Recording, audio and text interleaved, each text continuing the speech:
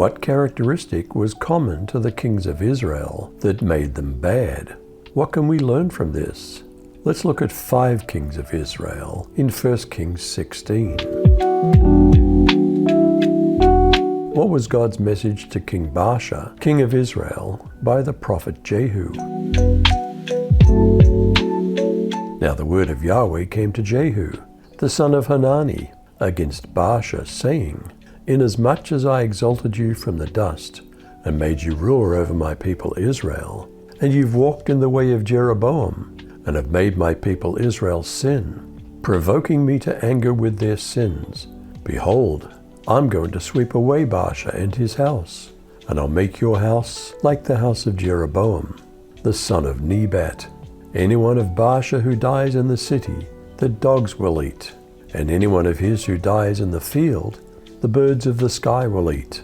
Now the rest of the acts of Baasha, and what he did and his might, aren't they written in the book of the Chronicles of the kings of Israel? And Baasha slept with his fathers, and was buried in Tirzah. And Elah his son became king in his place. Moreover, the word of Yahweh through the hand of the prophet Jehu, the son of Hanani, also came about against Baasha and his household, both because of all the evil which he did in the sight of Yahweh, provoking him to anger with the work of his hands, in being like the house of Jeroboam, and because he struck it. How long was Elah, son of Baasha, king of Israel? In the 26th year of Asa, king of Judah, Elah, the son of Baasha, became king over Israel at Tirzah, and reigned for 2 years. And his servant Zimri, commander of half his chariots, conspired against him. Now Elah was in Tirzah, drinking himself drunk in the house of Arza, who was in charge of the household in Tirzah. Then Zimri came in and struck him and put him to death in the 27th year of Asa, king of Judah. And he became king in his place. And when he became king, as soon as he sat on his throne, he killed all the household of Baasha. He didn't leave a single male alive, either of his relatives or of his friends.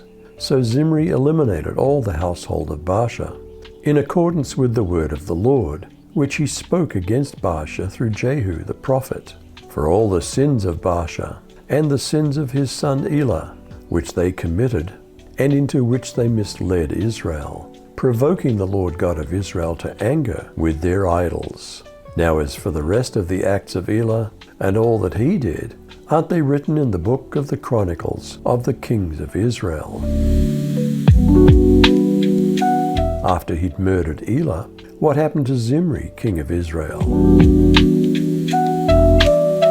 In the 27th year of Asa, king of Judah, Zimri reigned in Tirzah 7 days. The army was encamped near Gibbethon, a Philistine town. When the Israelites in the camp heard that Zimri had plotted against the king and murdered him, they proclaimed Omri, the commander of the army, king over Israel that very day there in the camp.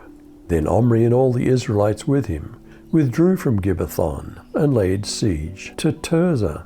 When Zimri saw that the city was taken, he went into the citadel of the royal palace and set the palace on fire around him. So he died because of the sins he had committed, doing evil in the eyes of the Lord and following the ways of Jeroboam, and committing the same sin Jeroboam had caused Israel to commit.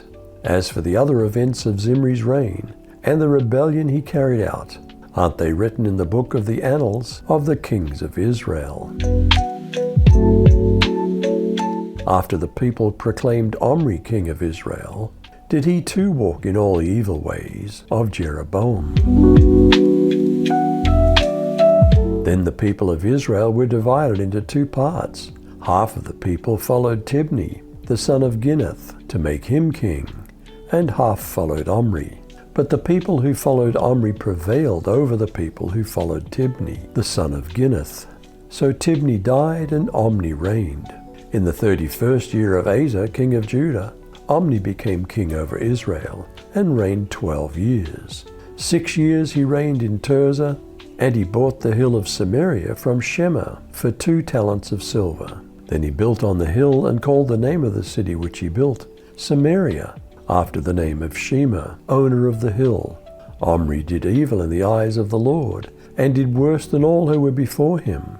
For he walked in all the ways of Jeroboam, the son of Nebat, and in his sin by which he had made Israel sin, provoking the Lord God of Israel to anger with their idols. Now the rest of the acts of Omri, which he did, and the might that he showed, aren't they written in the book of the Chronicles of the kings of Israel? So Omri rested with his fathers, and was buried in Samaria.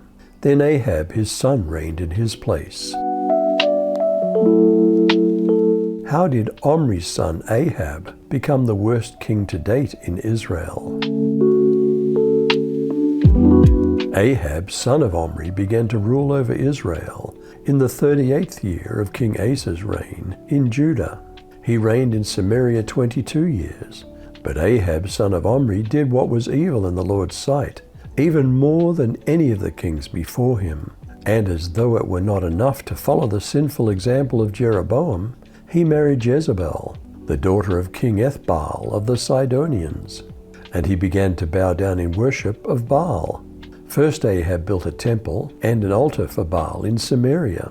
Then he set up an Asherah pole. He did more to provoke the anger of the Lord, the God of Israel, than any of the other kings of Israel before him. It was during his reign that Hiel, a man from Bethel, rebuilt Jericho.